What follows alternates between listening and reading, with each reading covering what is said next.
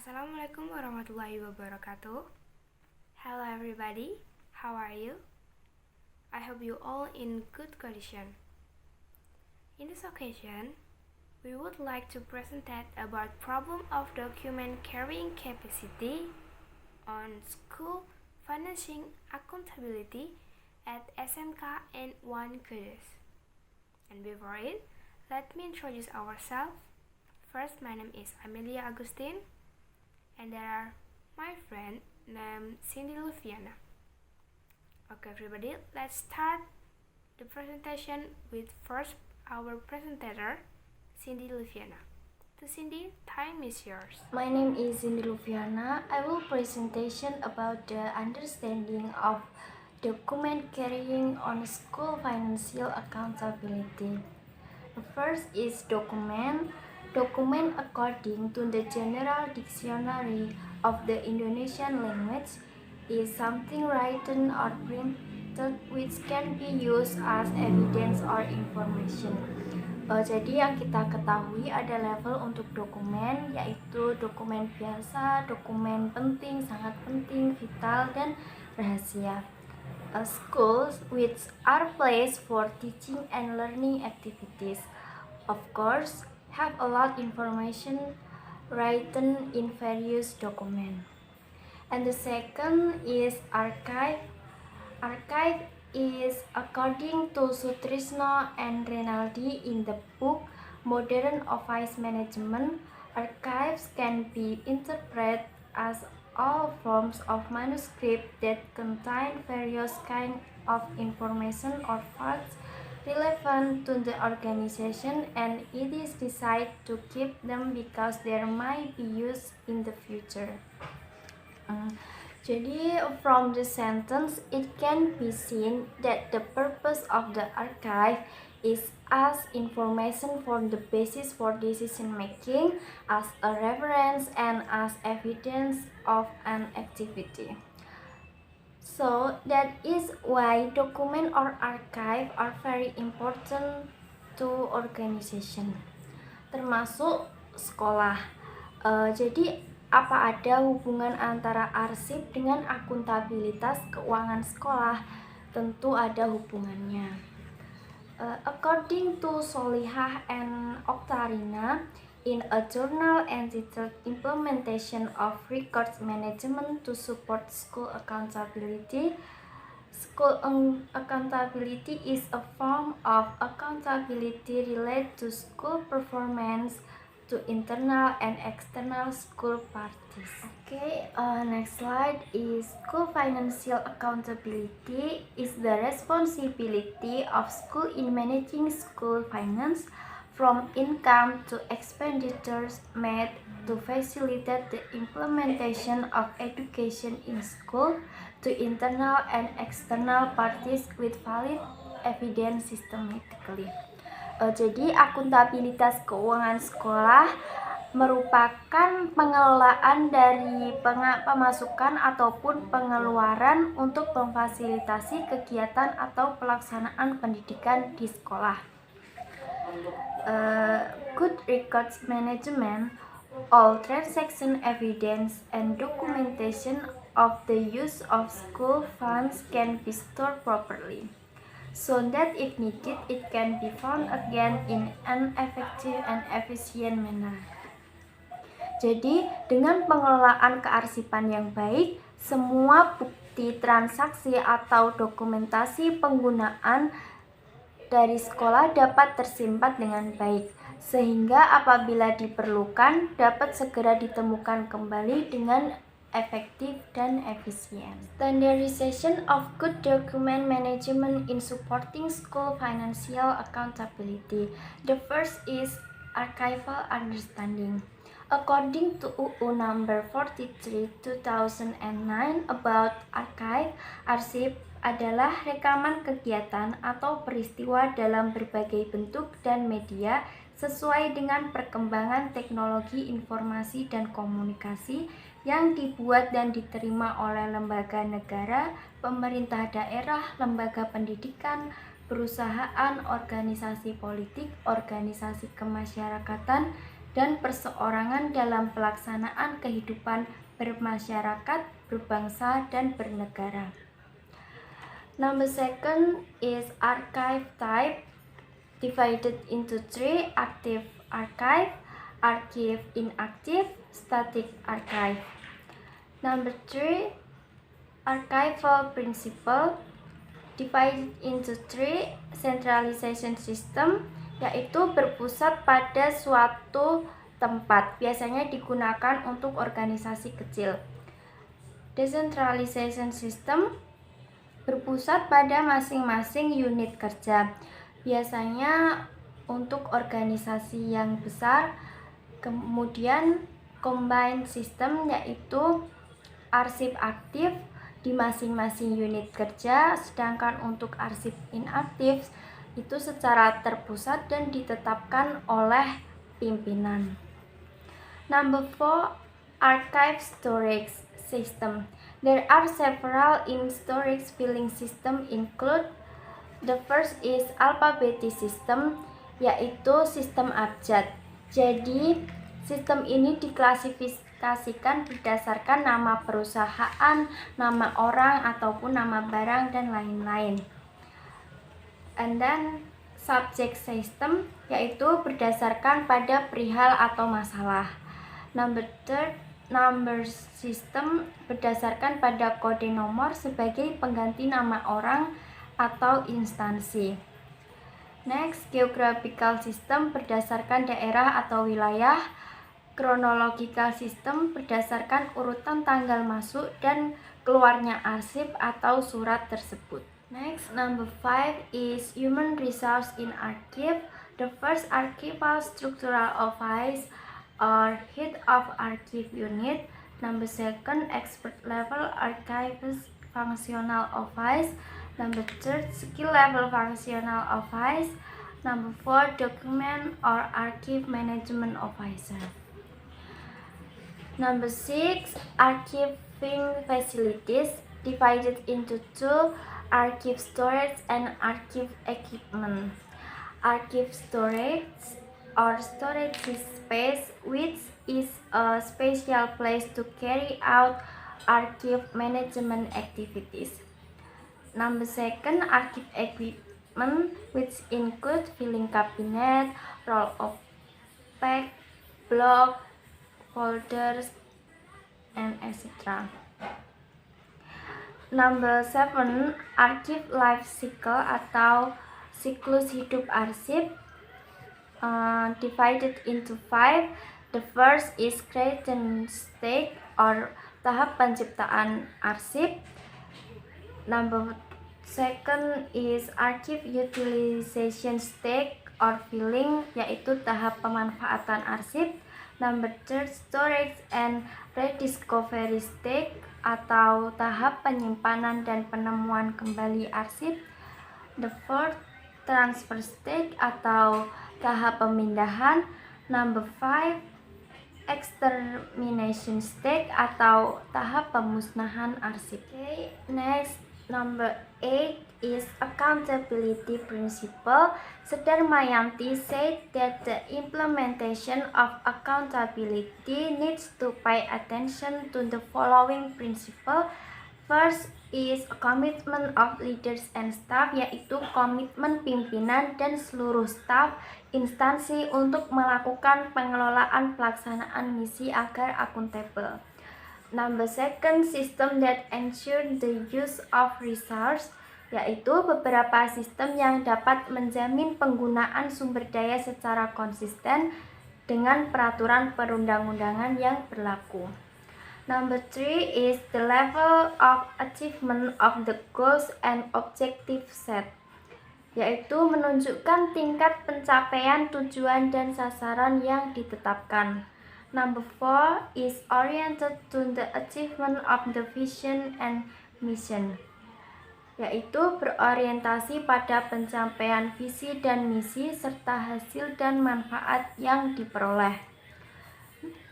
And the last is number 5, honest, objective, transparent, and innovative, yaitu jujur, objektif, transparan, dan inovatif sebagai katalisator perubahan manajemen instansi pemerintah. Next, number 9 is accountability indicators divided into 3. The first is S.A.P. to create financial reports atau sekolah melakukan standar akuntansi pemerintah S.A.P. dalam membuat laporan keuangan. Number second is periodic reporting atau adanya pelaporan keuangan secara periodik. Number 3 is the involvement of all parties in the preparation of the RAPPS, yaitu keterlibatan semua pihak dalam penyusunan RAPPS. Okay, thanks for Chindy to deliver the presentation. Okay, the next will be presented by me. The first is problem that often occur in the carrying capacity of document on school financial accountability and their solution at SMK N Kudus. Basically, in SMK N Kudus already have SOP or standard operating procedure in handling their document, but in the implementation is not effective and efficient enough. And what's the problem that occur in this school about document handling?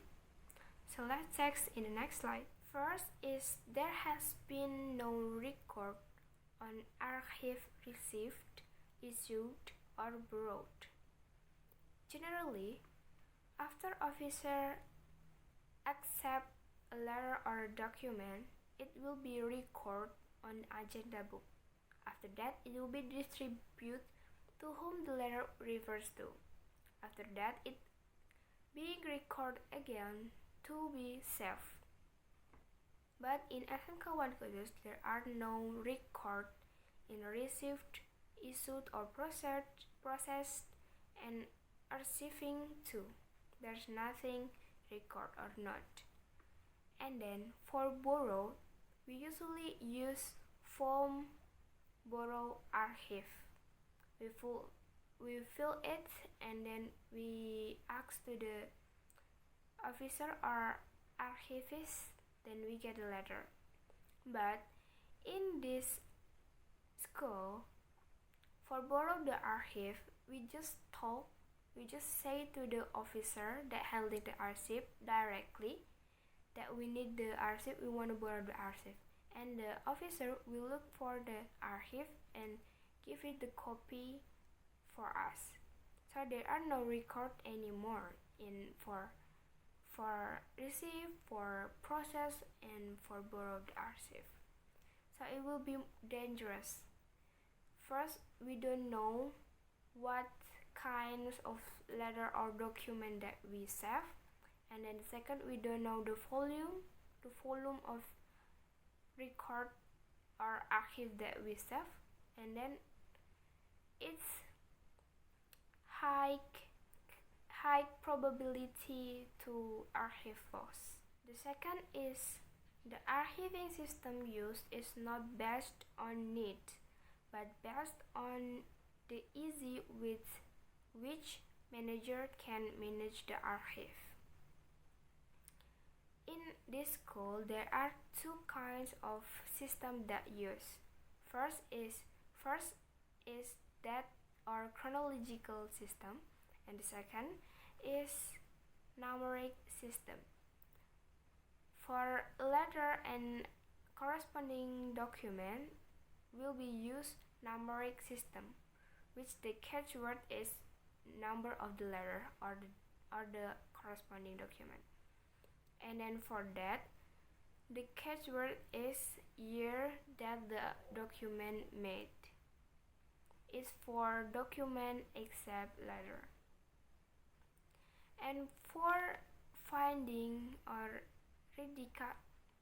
for discovering the archive is need 1 until 5 minutes, which is this time is too long. Basically, we just need less than 1 minute to find an archive. So it can conclude that the system of archiving is not suitable and not efficient and effective for this school.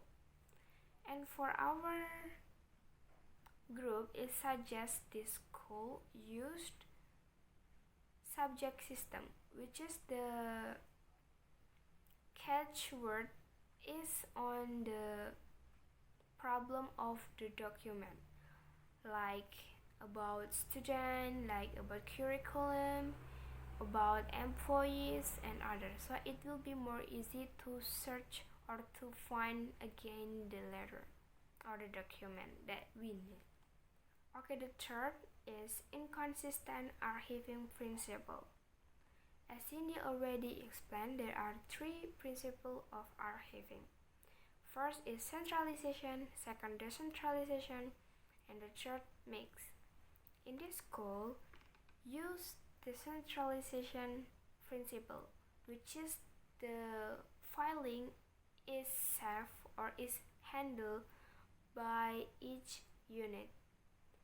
But for letter document, corresponding document like letter is handled by centralization. So it's handled by the office administration in that school. So this is inconsistent in applying the archiving principle. And for organization that's not too big and just have one branch, it's preferred to use one system like centralization system, because it can easy every member that needs the archive to find the archive. They just go to in office administration to find or to get the archive again. The fourth is inadequate archival infrastructure. First, archive space is still combined with the workspace, which is it can border the activity for archiving the document. The second is binding and laminating of archival have been carried out, but the provision of anti-pass drug has not been attempted. It means that this school already binding some documents that have same categories and already laminating documents that's important for the organization or for the school. But for provision anti-paid drugs has not been attempted. And then third, archive maintenance is very simple and inadequate, which is for maintenance it just use broom, towel, and feather duster to maintain the archives. So it's usually use temperature controller and then it for and vacuum cleaner for cleaning the archive. But in the school it's very simple, just use broom, towel, and extra. And the fourth, archival security that has been attempted by archivists is by locking cupboard and filing cabinet. So the activity that already do by the archivist is locking the filing cabinet or the cupboard to make sure the security of the archive. I think it's good, but like I said before, the archival space is still combined with the workspace, so the security, even when it's already locked, the security must be questioned. The fifth is there is no special expert who manage archive or archivist. Archivist is someone expert who can manage and handle the archiving activity well. But in the school, there is no archivist. So we can see in system that use, in principle that use, is not good for the company or for this school. That's because nothing archive is. But for handling these problems, the school is already take some training about archive to the officer that will handle the archive in each unit. And they're also delegating students majoring in automation and office management to help in handling the archive. So I think it's good action for the archive in the school. Okay, everybody. From the presentation, we can conclude that implementation of archive management at SMK N Kudus is include creation of archive, storage, use, maintenance, and depreciation. The better that affect implementation of archiving management at SMK N Kudus, there are no record in each activity of the archive,